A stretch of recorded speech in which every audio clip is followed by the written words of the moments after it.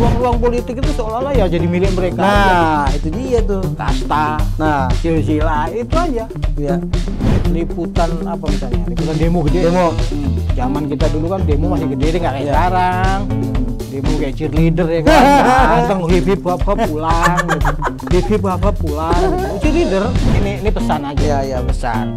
Udah Pesan Bang Parmi. menjelang 2024. Ya, Ini, menjelang 2024. ini. Yang ekonominya sudah kuat, Ya. jaringannya sudah kuat. Iya. Mulai nyalek, mulai apa? Maju rebut lah, kepala-kepala, maju lah. Iya. Keberpihakan kita terhadap isu-isu yang memang isu-isu kerakyatan. Iya. Itu bagian dari advokasi kita sebagai tugas jurnalis.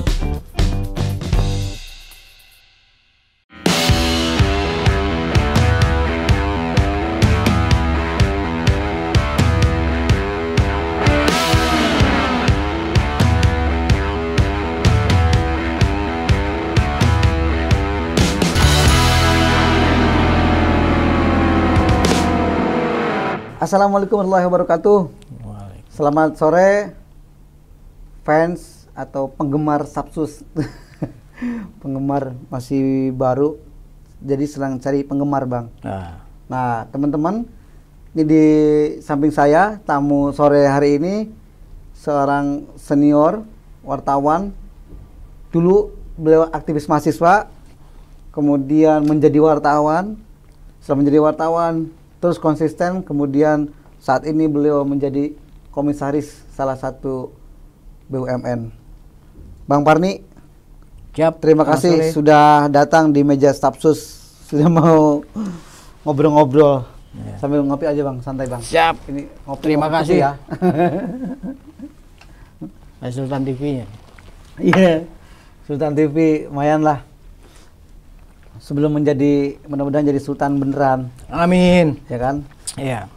Bang Parmi segera aja ya dari dulu, meskipun banyak kerjaan kayaknya. Iya. Sekarang ngapain aja, Bang? Jadi komisarisnya ngapain? Ya nggak banyak lah Banyak. aktivitas kegiatan, tapi lebih ke apa? Ya ini bagian dari bentuk pengabdian ya, harus lebih serius juga. Iya. Gitu. Dipercaya oleh negara, kemudian kan untuk mengawasi perusahaan Iya. milik rakyat ya kita Iya. juga nggak boleh main-main juga. Iya. Harus serius gitu Iya. kan. Memang tupoksinya kan sebagai bentuk pengawasan kan. Pengawasan. Jadi lebih ya kalau lihat di Instagram, di Iya. medsos saya kan lebih banyak jalan-jalan lah. Iya. Jalan-jalan Jalan-jalan ke sana, tapi kunker ke sini gitu. beliau sambil ngasih catatan-catatan tuh, awas tuh. Jalan-jalan dia kupingnya, matanya tuh pasang tuh. Iya, Ya, ya. wajib itu. Wajib Itu ya? Iya. Ya. Tapi Bang, sebelum kita ngobrolin soal tadi soal komisaris, Abang ini kan dulu jadi aktivis mahasiswa. Ya kan, aktivis mahasiswa. Kemudian juga jadi wartawan. Ya. Nah, itu kan pasti saat mahasiswa Abang ngapain aja? Ya apa ya? Seperti mahasiswa-mahasiswa pada umumnya. Nah, Kuliah, iya. ya kan? Tapi ya lebih banyak bolosnya. Ya maklum karena saking banyak bolosnya jadi sarjananya 10 tahun. S1-nya. 10 tahun ya? Iya. Dulu Abang di UBK ya? Ya, 10 tahun. Tapi Tapi kalau tapi saya kalah, masih ada kalah sama senior. ada yang kalah, ada yang lebih. Ada yang lebih. Sampai 14 tahun. 12 tahun. MA. Bang Adiana Pitupulu 12 tahun. Masih sahabat Masih kalah saya. Oh, masih kalah ya. iya. Jadi kalah. Tapi bukan sama Bang berarti bolos kita tidak ada yang dilakukan. Iya. Tetap kita melakukan sesuatu konsisten terhadap cita-cita perjuangan kita dulu di Iya. reformasi. Jadi kalau kita lihat sekarang ini pasca reformasi kan ya KKN masih ada segala macam gitu kan. Bahkan menjamur, Bang. Iya. Kemudian penindasan masih ada di mana-mana. Betul. Gitu kan. Penggusuran, Iya. kemudian banyak korban-korban masa lalu yang belum selesai. terselesaikan dan sebagainya, itu Iya. tetap kita advokasi. Yes. Gitu. Iya. Dan sampai hari ini kita Iya. masih konsisten untuk melakukan itu. Abang mahasiswa terjun di pergerakan sama Bang Adian, CS ya. Nah, sampai sekarang juga masih saya lihat memang ketika ada isu-isu tentang republik, tentang negara, ini saya lihat Bang Parni langsung nangkap. Nah, ini juga menurut saya sebuah langkah yang orang kan memonitor sebenarnya ini pergerakan. Nah, tapi Bang, itu kan tidak mudah tuh menjadi mahasiswa yang aktif berpergerakan, tapi juga sampai lulus, ya kan? Nggak semua lulus juga kan, ada yang DO juga. Banyak. Dan itu hal yang biasa Bang kali ya, kalau teman-teman aktivis dulu tuh. Ya apa ya? Seolah itu jadi prestasi malah. Ya kalau dulu beda dengan sekarang. Iya iya. Dulu kalau nggak jadi aktivis nggak keren katanya. Nah iya. Nggak keren, gitu loh. Jadi kalau cuman jadi mahasiswa datang duduk dengar pulang itu ya ngapain gitu kan? Iya. Padahal ada nilai-nilai apa pengabdian masyarakat di situ. Ya kan, Tridharma perguruan tinggi yang harus juga dijalankan gitu, bukan cuma sekedar belajar, tapi buat apa ilmu yang didapat itu kan itu kok, ya kan, bukan sekedar teori-teori tapi prakteknya juga kan dibutuhkan. Ngapain banyak belajar soal teori tapi nggak pernah praktek, gitu. Nah, ada ilmu yang tidak pernah kita dapatkan di kampus, apa itu? Pergerakan itu. Pergerakan. Iya. Iya. Gitu loh. Menyatu dengan masyarakat, menyatu dengan warga, warga korban, bagaimana kita menyelami seolah-olah kita juga menjadi bagian dari korban itu dan sebagainya. Itu tidak ada di kampus, itu adanya di luar kampus gitu. Nah, terkadang sebagai seorang aktivis terlalu larut mereka, sehingga ya kuliah jadi nomor 2 kesekian. Ya, sampai 10 tahun. Tapi ya alhamdulillah ada motivasi dari teman, kemudian dari dosen, dekan dan juga orang tua gitu kan. Ya zaman sekarang ini walaupun sekedar formalitas gitu, ijazah itu formalitas, tetap penting dipertanyakan. Dipertanyakan. Termasuk gitu. Juga saat melamar. Iya, itu calon maksudnya. Pengantin kan? Maksudnya itu. Bukan hanya melamar kerja. Iya, kan itu ditanyakan kan? Gitu loh. Wah, bukan hanya melamar kerja sekarang ini semua ditanyakan lulusan apa sih itu kan gitu. Betul. Ya, kita sekedar untuk memenuhi formalitas itu ya akhirnya kita selesaikanlah kuliah kita gitu kan. Juga sebagian bentuk tanggung jawab moral kita terhadap orang tua kita. Walaupun ini penting nih buat anak-anak muda sekarang. Walaupun saya dulu zaman kuliah itu nggak pernah dibiayai orang tua. Dahsyat. Gitu loh. Nyari sendiri. Nyari sendiri, kerja sendiri, begitu kita punya uang baru kuliah. Gitu. Makanya tersendat-sendat. Ya kita ini kan anaknya orang, anak pejabat bukan, anak orang kaya bukan. Ya. Tapi pengen akses pendidikan. Tapi pengen akses pendidikan. Pengen naik kelas lah. Gitu kan. Ya caranya ya usaha itu gitu. Walaupun harus tertatih-tatih gitu. Betul. Tapi itu terus harus kita lakukan gitu. Abang itu kan hidup di saat mahasiswa itu gelombang reformasi ya. Tahu dong, tadi abang cerita udahlah nggak usah cerita soal pergerakannya, pasti ada yang lebih hebat. Ada yang lebih hebat, banyak. Ya banyak kan yang kiprahnya mungkin bahkan nyawanya terancam, masuk penjara dan lain-lain kan. Tetapi juga tetap harus saya tanyakan Bang, perbedaan dulu misalnya saat abang jadi mahasiswa, ya kan, dengan yang saat ini pasti kan punya perbandingan.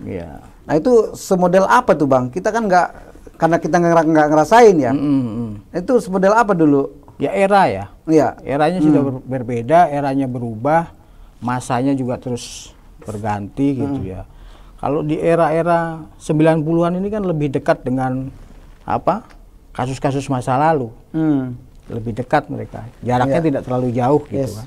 Sehingga itu masih diingatan tuh masih banyak korban, dari korban penggusuran, korban macam-macam lah, banyak lah. PKL dulu digusur di mana-mana gitu. Nah, bedanya dengan sekarang kan lebih tertib. Jadi seolah-olah aja ini, seolah-olah tidak ada lagi masalah gitu. Sebenarnya masalah banyak. Kalau kita dulu kan dari tahun 96 mengadvokasi Sutet misalnya, itu kan masih hangat di kepala gitu kan. Orang Sutet juga tahu gitu. Tapi kalau sekarang ini kan, walaupun sebenarnya korban itu belum terselesaikan, itu sudah jauh masanya. gitu kan. Kayak misalnya kasus apalah, kasus kemanusiaan misalnya, tapi yang sudah masa lampau, itu oleh generasi sekarang ini mungkin sudah tidak terupdate. Jadi seolah-olah terlupakan ya. Seolah-olah tidak ada masalah. Gitu. Sehingga eranya berbeda. Tapi sebenarnya sebagai generasi harusnya bisa menggali lebih dalam sejarah-sejarah itu. Gitu. Ada banyak persoalan di negeri ini, ada banyak persoalan di republik ini yang belum terselesaikan. Termasuk kasus-kasus baru. Ya kan? Sekarang ini sosial media sudah begitu luar biasa. Setiap hari kita bisa update. Betul. Kasus apa sih, kecil apapun yang di republik ini yang kita tidak tahu, pasti tahu. Oleh media mungkin tidak terekspos gitu kan. Ada sosial media yang jurnalis masyarakat, jurnalis warga itu kan banyak sekali. Sebenarnya bisa dipantau di situ. Nah, saya nggak tahu bagaimana memahami generasi atau mahasiswa sekarang ini. Apakah di kampusnya tidak ada lagi semacam pergerakan mungkin ada. Ada. Tapi apakah orientasinya lebih ke kerakyatan, sosial kerakyatan, atau orientasinya ini bahwa organisasi ini sebagai untuk menaikkan status tadi, bagian dari persyaratan untuk mereka nanti ketika mereka mau kerja dan sebagainya. Jadi semacam sih ada tadi mungkin perbedaan ini perbedaan era ya. Perbedaan era dan juga perbedaan pandangan. Ya. Dulu kan pasti kayaknya teman-teman itu ke sosmed jadi ini ya, dia bekerja mau advokasi sosial masyarakat. Nah, dan kalau boleh ditekankan lagi, aktivis-aktivis masa lalu biasanya dia lebih sebagai korban. Kebanyakan sebagai korban. Kayak saya misalnya gitu kan. Saya itu dulu waktu di kampung nih di Madiun itu tanah saya cukup luas, lebar. Rumah itu kalau buat lari-larian capek kali. Begitu datang program Orde Baru, pembangunan Tanggul Bengawan Solo itu habis digusur. Uang penggusurannya itu buat beli tanah lagi nggak cukup, apalagi buat membangun. Sehingga masa kecil saya harus mengumpulkan puing-puing itu yang masih bisa dipakai lagi untuk membangun rumah dan sebagainya. Di saat kawan-kawan saya harus bermain, saya harus bekerja gitu. Nah, itu kan menimbulkan semacam kenangan pahit. Nah, ketika ada masanya kita untuk melawan sistem itu, kita ikut melawan. Jadi kebanyakan kemungkinan memang jadi korban. Nah, anak sekarang ini sudah dalam kondisi yang sudah mapan. Jadi, lahirnya itu enak ya. Jadi enak, bangun tidur sudah enak, tidak merasakan itu gitu loh, kesulitan-kesulitan itu gitu loh. Sehingga perlawanannya juga berbeda. Apalagi sekarang kalau kita coba lihat di sosmed itu kan, ya kan, mereka enak betul itu kan. Bisa teriak-teriak di sosmed. Kita dulu kalau teriak-teriak harus pakai toa biasanya. Harus turun kepanas-panasan, bahkan sampai malam kehujanan, panas kepanasan. Sekarang udah berbeda. Mau kritik pemerintah gampang. Betul sekarang tinggal ketik Twitter. Hajar. Ya kan? Enggak mudah. Lebih mudah. Ya sebenarnya dengan kemudahan-kemudahan itu ya harapan kita justru semakin minim ya bentuk penindasan-penindasan seperti itu karena lebih mudah dipantau dan sebagainya. Kontrolnya semakin mudah sebetulnya. Semakin mudah. Tapi ya tadi ya mungkin karena soal pandangan tadi, kemudian kadang-kala kan juga ada kepentingan negara juga yang kemudian juga berbenturan dengan juga urgensinya teman-teman pergerakan itu ya. Tapi oke lah Bang, itu kan yang mau saya gali itu sebenarnya pengalaman inspiring dari mulai pergerakan itu. Saya juga baru tahu kalau Bang Parni itu kecilnya ngumpulin plastik ya? Apa sih? Bukan. Puing-puing bekas rumah yang kita robohkan itu kita kumpulin. Kayak misalnya kayu balok yang masih bisa kita pakai. Dikumpulin. Batu bata yang masih bisa kita pakai yang bagus-bagus dikumpulin. Nah, kalau di Jawa itu zaman dulu yang bisa beli semen itu cuma sebagian. Terhitung lah. Semen kita itu dulu dari bata merah itu yang ditumbuk-tumbuk, kemudian dicampur dengan kapur. Nah, kan dulu itu. Jadi kecil kita dulu numbukin itu. Saat teman-teman kita main bola, main kelereng, kita numbukin itu. Supaya apa? Supaya bisa bangun rumah lagi. Karena kita nggak mampu beli bahan bangunan. Itu ya mungkin juga yang fondasi itu yang kemudian tertanam di Bang Parni. Benar. Sehingga ketika misalnya masuk pada fase usia perlawanan jadi melawan. Jadi perlawanan. Jadi semangat perlawanan kita. Ya masa iya kita mau miskin terus? Betul. Masa kita harus tertindas terus gitu? Saatnya kita harus melawan. Gitu. Ada momentumnya di 98 kita ikut. Gitu. Walaupun tidak seperti tidak sesempurna seperti yang diharapkan oleh gitu. Nah, oke Bang. Abang kemudian karena 98 itu ikut juga terlibat, Abang juga kayaknya juga merasakan buah dari reformasi itu. Abang bekerja di media, di pers. Ya kan? Iya. Nah, itu fase selanjutnya Abang jadi jurnalis setelah selesai kuliah. Masih kuliah? Beberapa media Abang masukin ya? Iya. Kita dulu kita dulu belajar dari waktu mahasiswa ya. Waktu mahasiswa. Kalau kita punya semacam gagasan untuk itu bagian dari media perlawanan kita lah. Media perlawanan dulu kita bikin. Meskipun itu udah fase reformasi ya. Oh ya udah pasca reformasi. Pasca reformasi. Kita bikin selebaran, bikin tabloid, kayak gitulah. Kita jual sendiri ya di kalangan teman-teman aja, sekaligus untuk untuk mengagitasi kawan-kawan. Itu kan bagian dari agitasi dan propaganda kita. Ya kan, untuk menyebarkan propaganda perlawanan kita terhadap rejim waktu itu kan.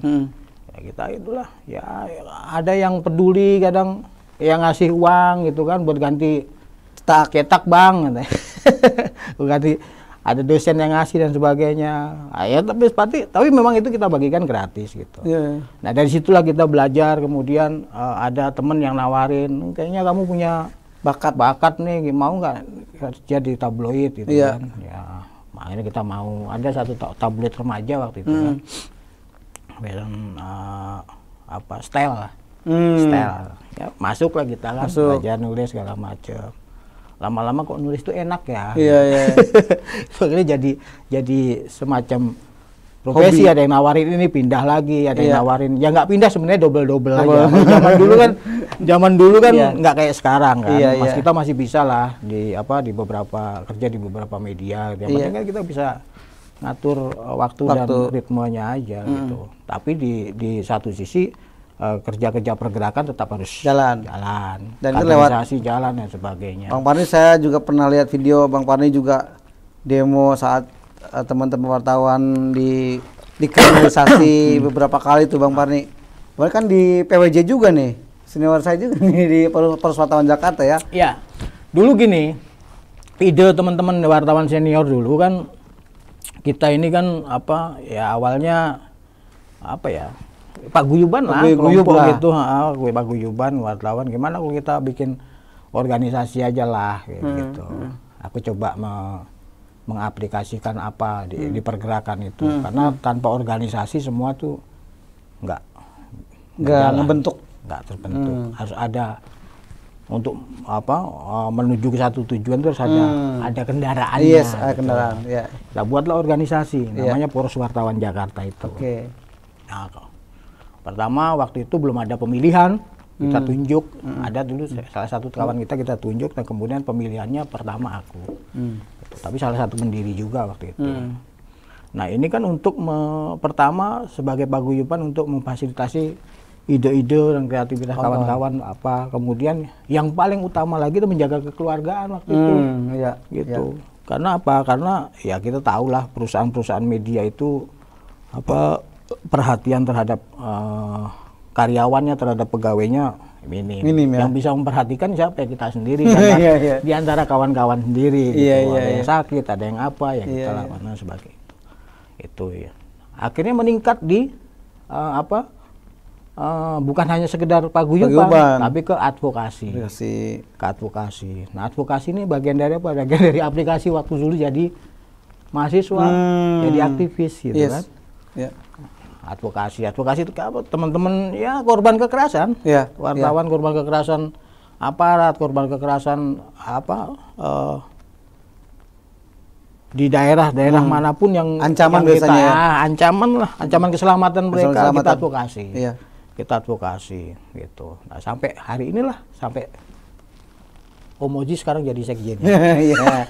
Saya jadi PJ. Mudah-mudahan ini jadi langgeng jadi apa media perlawanan buat teman-teman. Amin. Jadi ini minimal jadi tempat diskusi ngobrol ketika mereka tadi diperlakukan tidak senonoh atau tidak manusiawi. Nah, atas konsistensi itu kemudian kita juga kan sebagai manusia organisatoris, ya kan? Kita kan tidak berhenti cuma di situ saja. Betul. Aktivitas politik tetap kita lakukan, ya kan? Bersama dengan teman-teman di aktivis 98, kemudian teman-teman di LSM dan sebagainya. Sampai kita masuk pada ruang-ruang politik. Betul. Nah, gitu kan? Masuk ruang-ruang politik. Ya akhirnya ya seperti inilah sekarang. Ini dari buah dari konsistensi, aku pikir. Dan itu tidak instan. Betul. Gitu loh. Jadi ada juga teman-teman pergerakan yang saya baca, saya kenal. Ketika misalnya saya baca, oh ini irisannya ke sini. Dia itu dulu pergerakan aktivis dan dia juga sukses gitu loh. Ada di politik, ada di bisnis gitu kan. Terus ada dia ngebangun usaha sendiri gitu kan. Itu memang notabene dulunya memang aktif. Nah, ada yang menarik tuh dari statement Bang Parni soal kita harus sebut momentum atau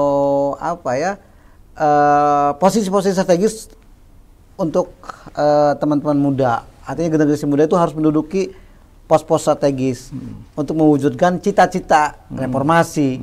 Nah, itu apa yang ada dalam gambaran dalam Bang Parni? Gini, emang saat ini bagaimana? Iya, gini. Kenapa aku selalu bilang itu ke teman-teman? Saatnya sekarang ini kawan-kawan muda merebut posisi-posisi strategis itu. Nah, gini, ini sesuai dengan cita-cita teman-teman dari aktivis 98 dulu, khususnya di kelompokku ya, itu untuk merebut kekuasaan gitu. Jadi ya bukan kita tidak lagi percaya dengan generasi-generasi yang sudah tua gitu. Tapi memang saatnya untuk kalau bicara mesin itu upgrade. Nah, harus upgrade. Iya. Harus upgrade gitu. Biar olinya juga harus diganti. Iya dong, harus upgrade gitu. Kalau yang diganti kan jadi ini eranya milenial. Oke. Iya kan, eranya milenial. Saya yakin tidak semua orang tua itu memahami kemauan anak-anak muda. Iya sih, Bang. Nah, yang paling ngerti itu siapa? Ya anak muda itu sendiri. Iya. Gitu. Yang menjalani zamannya. Ya, memang ada di zamannya. Gitu kan. Makanya aku selalu kalau diskusi dengan teman-teman rebutlah posisi-posisi strategis itu. Sudah mulai maksudku. Ilmu itu tidak ada yang bisa nggak dipelajarin. Ilmu itu paling bisa dipelajarin. Jadi kalau hari ini tidak bisa, aku yakin kok besok pasti bisa kok. Lusa pasti bisa kok. Jadi jangan takut. Jangan takut. Pede aja. Gitu loh, pede aja. Misalnya PWJ punya organisasi yang kuat, ya kan? Teman-teman sudah punya akses jaringan yang kuat. Ya kenapa nggak berani misalnya merebut Dewan Pers misalnya, misalnya gitu kan? Ayo agak maju ke depan, betul. Gitu kan? Ayolah agak maju ke depan. Terus kemudian teman-teman aktivis yang sekarang ini sudah mulai agak sedikit mapan misalnya kan, punya akses ke partai politik, ke partai sebagainya, yang sudah punya kuat modalnya dan sebagainya, ayolah nyalek. Eksekutif lah ya. Nyalek ya, minimal nyalek. Kalau mampu ya nyalon bupati, nyalon gubernur. Kalau yang sudah pernah, kalau misalnya sudah pernah jadi di parlemen misalnya kan, atau di legislatif misalnya, sudah punya pengalaman dan sebagainya, ayolah rebut misalnya bupati, gubernur, wali kota misalnya kan, bertahap gitu. Tapi minimal ada regenerasi. Ada fase gitu, jangan stuck. Kadang-kadang kan kita bosen. Lo lagi. Tapi udah tua aja gitu. Tapi kan Mas gubernurnya ya lo lagi, menterinya ya itu lagi gitu. Seolah-olah kita ini nggak ada generasi muda yang siap. Banyak kok. Kadang-kadang gue ya tinggal itu tadi kemauan. Iya, kemauan. Pak Oji mau nggak? Merebut Dewan Pers misalnya kan gitu. Bang, tinggal kemauan. Saya ini kan lahir di era 85-an ya. Maksudnya 72 aku.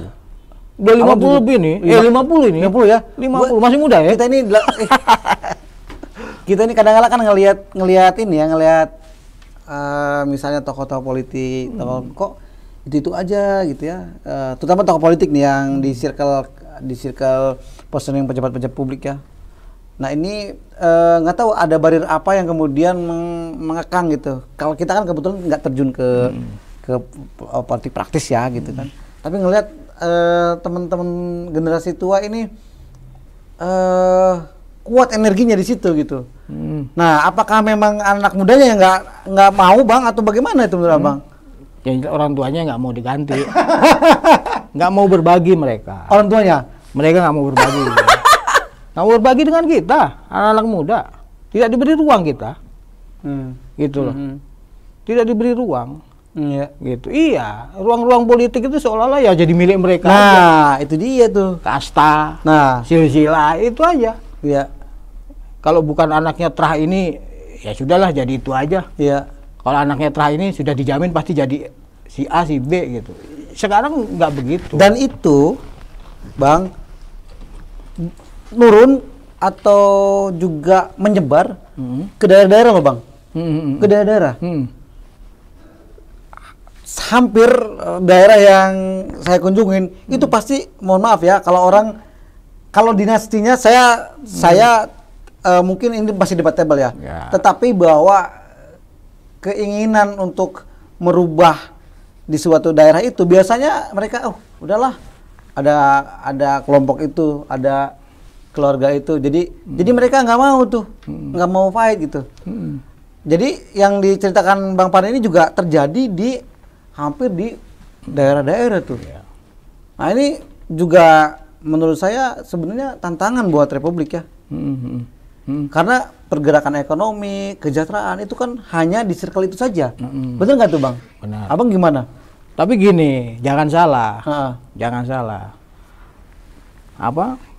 Presiden Jokowi ini mendobrak kultur itu. Mendobrak kultur itu. Meskipun tapi baik lagi Bang tuh anaknya nanti dulu. Itu soal lain. Jadi kita coba era ya. Kita bicara era. Era Jokowi ini ya. Dia bukan anak siapa-siapa. Bukan anaknya orang hebat. Tidak terlahir dari politisi. Tidak terlahir dari politisi, tidak terlahir dari orang hebat di Republik ini, tidak terlahir dari anak konglomerat, anak ini dan sebagainya. Dia bisa jadi presiden. Itu yang kita ini luar biasa. Artinya bahwa ke depan ini sebagai motivasi buat teman-teman. Benar. Iya kan? Motivasi buat teman-teman yang lain bahwa jangan takut terhadap dinasti gitu.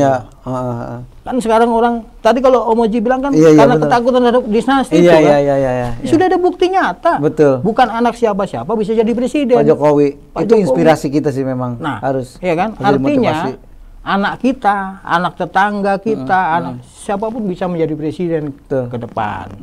Tergantung itu tadi kemauan tadi. Dan usaha.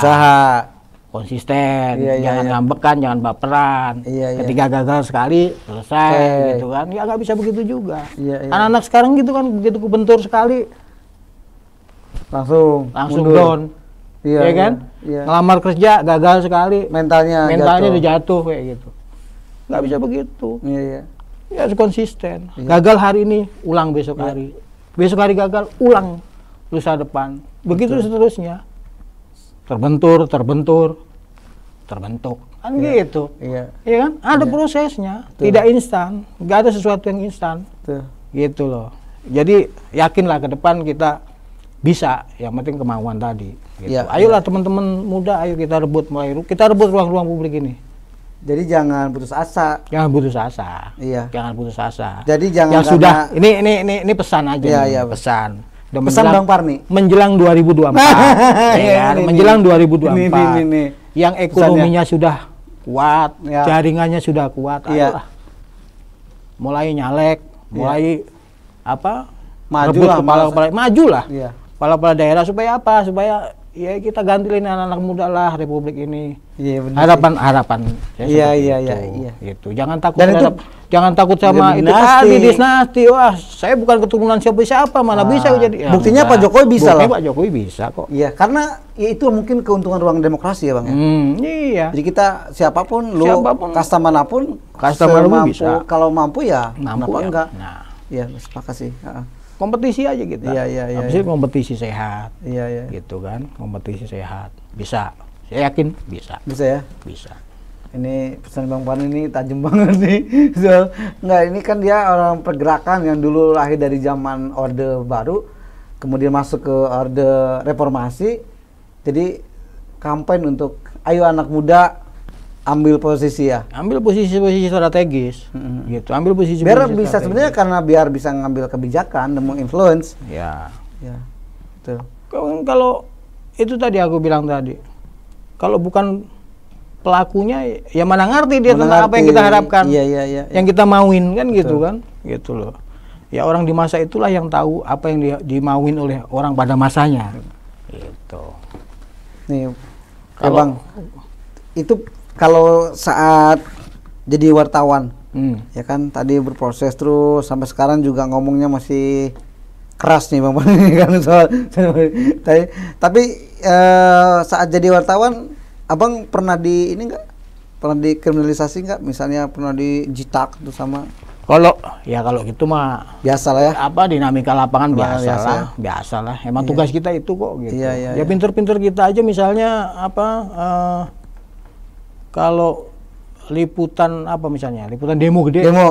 Zaman kita dulu kan demo masih gede, nggak kayak sekarang. Demo kayak cheerleader ya kan, datang hip hop pulang gitu. Hip hop pulang gitu. Cheerleader itu ya kan sesuai kemauan senior atau kemauan ini bandar. Oh zaman kita dulu kan nggak begitu. Iya kan. Kalau demo pasti sampai malam bentrok dan sebagainya gitu kan. Nah kan pinter-pinter kita cara ngeliputnya dulu kan. Ya kan, ya jangan juga kita bentrok begitu misalnya ada di tengah-tengah. Apa gitu kan, semua ada teorinya lah itu. Teori peliputan dan sebagainya supaya aman, teknik-tekniknya ada dan sebagainya. Tapi yang terpenting dari itu semua ya bukan itunya. Bukan itunya. Tapi bagaimana keberpihakan kita terhadap korban. Itu yang terpenting. Gitu loh, itu yang terpenting sebenarnya. Keberpihakan kita terhadap isu-isu yang memang isu-isu kerakyatan. Itu bagian dari advokasi kita. Sebagai tugas jurnalis, kita ini orang pergerakan. Kita masuk ini ke instrumen aktivis. Biar bagaimanapun walaupun kita jurnalis, tapi kita punya background itu. Mengadvokasi. Nah, empati itu tetap ada. Harus ada. Ketika adik-adik kita untuk menyuarakan aspirasinya, ya kan, yang harus berhadapan dengan kekuasaan, dengan negara, siapa yang mau kita advokasi? Ketika junior kita membawakan aspirasi untuk masyarakat yang tertindas, korban dan sebagainya, kita pasti akan advokasi itu. Sebatas kemampuan kita apa? Kemampuan kita adalah ya meliput, membuat beritanya, gitu loh. Cuman itu sebenarnya yang diharapkan. Dari mereka. Nah itu salah satu bentuk advokasi kita sebagai seorang jurnalis. Jadi tidak adalah yang tidak berkaitan dengan ilmu gerakan. Semua itu berkaitan. Semua berkaitan gitu loh. Artinya dan apa yang kita lakukan saat ini juga masih berkaitan dengan itu juga gitu. Sebagai komisaris di perusahaan salah satu BUMN gitu kan. Sama juga ya Bang. Sama saja.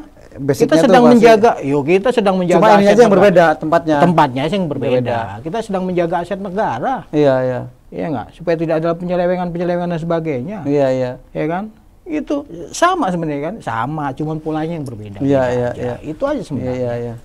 Yang komisaris, Abang kan sebelum jadi komisaris juga jadi itu juga tuh, jadi tenaga stafsus juga, staf ahli. Tenaga ahli. Iya, tenaga ahli. Itu juga bagian. Itu kayak gimana Bang, Abang menjadi tenaga ahli? Kalau itu kan sebenarnya ya aku terima kasih sama teman sama sahabat dan juga aku anggap ya kayak saudara ya. Bang Adian Apitupulu, iya. Aku dulu coba diselamatkan sama dia. Nggak bosen apa? jadi jurnalis terus ya kan, di lapangan terus, hujan-hujanan apa segala macam, udah ikut gua aja. Tawan lah kita itu, ya udahlah kita ikut Bang Adian waktu itu jadi tenaga ahli. Ya layaknya tenaga ahli, staf ahli ya begitu aja. Tugasnya cuma membantu dewan. Namanya kita dipekerjakan oleh dewan, yang membantu dewan kita. Apa yang jadi kebutuhan dewan kita bantu seperti itu. Misalnya ya soal administrasi, kemudian soal rapat-rapat dan sebagainya. Normatif aja. Kalau itu sih normatif aja. Tapi kalau yang dipertanyakan apakah ada kaitannya dengan advokasi kerakyatan dan sebagainya, ada. Itu kan dewan itu kan posisi yang paling strategis, ya kan? Posisi paling strategis untuk apa? Untuk membantu teman-teman itu. Menyampaikan aspirasi secara langsung. Gitu. Betul. Makanya perlu kawan-kawan kita masuk diperbanyak di legislatif. Sebelum nanti kemudian ke eksekutif. Sebelum kemudian ke jenjang berikutnya. Nah, itu pasti kan saat menjadi tenaga ahli itu kan beragam aspirasi Bang masukkan. Abang bagaimana mendelivery isu, mendelivery aspirasi itu kepada? Biasanya gini Om Haji. Kalau teman-teman datang misalnya sebelum ketemu dewan kita, ya kan, ngobrol lah mereka segala macam. Selama itu bisa kita atasi. Gitu. Kalau ya posisinya berat misalnya harus sampai ke dibawa ke praksi dan sebagainya, ya itu kita laporkanlah ke dewan. Betul. Selama bisa kita atasi gitu. Makanya itulah fungsinya sebenarnya dewan-dewan ini bukan hanya sekedar mempekerjakan dalam konteks administrasi aja sebenarnya, tapi dia juga bisa